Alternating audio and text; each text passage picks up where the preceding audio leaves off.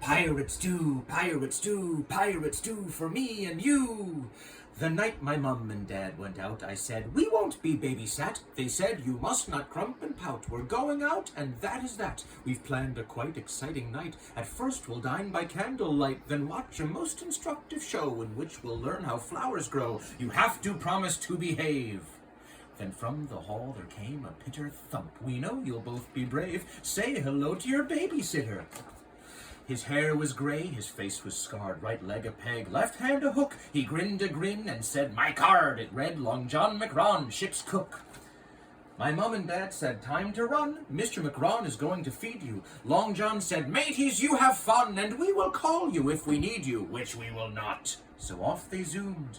My sister whispered, we are doomed.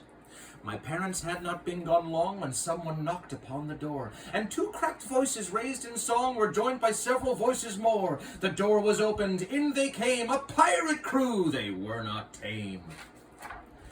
Now one was fat and one was thin, one had a hanky on her head, one played upon the violin, 15 bad men upon a dead man's chest, and such like pirate ditties. My sister said, excuse me, when is dinner? Coming soon, my pretties, replied a pirate queen. So then the pirates headed for the fridge, and gazed inside with puzzled looks. Some of the pirates scratched their heads, some of the pirates sucked their hooks. It's difficult to choose, one said. Impossible, began another. We have to feed him, Long John said. I told their father and their mother. We pirates always keeps our word. At that each pirate nodded head, and so they thoughtfully conferred. Are beans on toast? No beans, no bread. Or scrambled eggs? Too complicated. Spaghetti? Looks like worms, one said. Old Long John thought. He hesitated. He said, me hearties, this is true. We ought to do what pirates do. We ought to make a pirate stew. Long John produced an ancient pot. He then produced a wooden spoon. We will serve it piping hot underneath a pirate's moon. He beat the spoon against the pan, and with one voice they all began shouting out most joyfully, now we're back home from the sea. Pirate stew, pirate stew, pirate stew for me and you. Pirate stew, pirate stew. Eat it and you won't be blue. You can be a pirate too. Start with onions, start with carrots, add the seeds that feeds the parrots, pulverized with heavy pestles. Leeks are good, except in vessels. Add a figurehead so curvy, and some limes to ward off scurvy. Half a dozen silver spoons, half a sack of gold doubloons. That's the stew that you'll get rich in. Here they danced about the kitchen. Add a haddock, fat or thin, splice the main brace, drop it in. Tumble in the smorgasbord, stir it with a pirate sword. Season it with mermaid's tears, sang the band of buccaneers. Cannonballs and red bandanas, pineapples and brown bananas, locks from Davy Jones's lockers, blood and thunder, shilling shockers. Add a slice of plank for walking, and some extra R's for talking. All the seashells she sells surely, pop the lid on most securely. Cook it in a treasure chest, stir it till it tastes the best. Serve it, eat it, then digest. Finally, one ancient codger said, I've got a Jolly Roger, so he threw that in as well. Then they rang a dinner bell. Pirate stew, pirate stew, pirate stew for me and you. Pirate stew, eat it and you won't be blue. You'll become a pirate too. But my sister said to me, if you eat that pirate stew, you'll be what they say you'll be. You'll become a pirate too. So we left our bowls of stew, quite unnoticed by the crew, much too busy chowing down.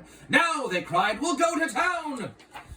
For the house became piratic, sails billowed from the attic. All the pirates called, ahoy, raise the anchor, girl and boy. We went out into the garden, hauled the anchor off the railing. As the moon's above the yardam, called the pirates, let's go sailing. They sailed that house about the town. They sailed it left, they sailed it right. They sailed it up and sailed it down. They sailed it out into the night. They sailed our townhouse down the road. Old freebooters never stop, sang the pirates. Then they spotted Sally's little donut shop. I am closing for the night, Sally told them, but the crew shouted, we are pirates bright, here to do what pirates do. Hand over your donuts, hearties, we will have a donut party. She said, there this morning's donuts, slightly stale, no need to shout. Would you like to stay and eat them? Otherwise I'll throw them out. All the pirates cheered so loudly, threw their hats into the air, paid a gold coin, stating proudly, pirates always pay their share.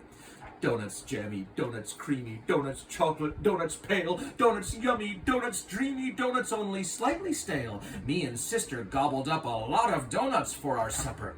Then we dropped the pirate crew beside the saucy treasure chest, where pirates guzzle rum and do whatever pirates do the best. And as Long John steered us homeward, buccaneers called Toodle Pip.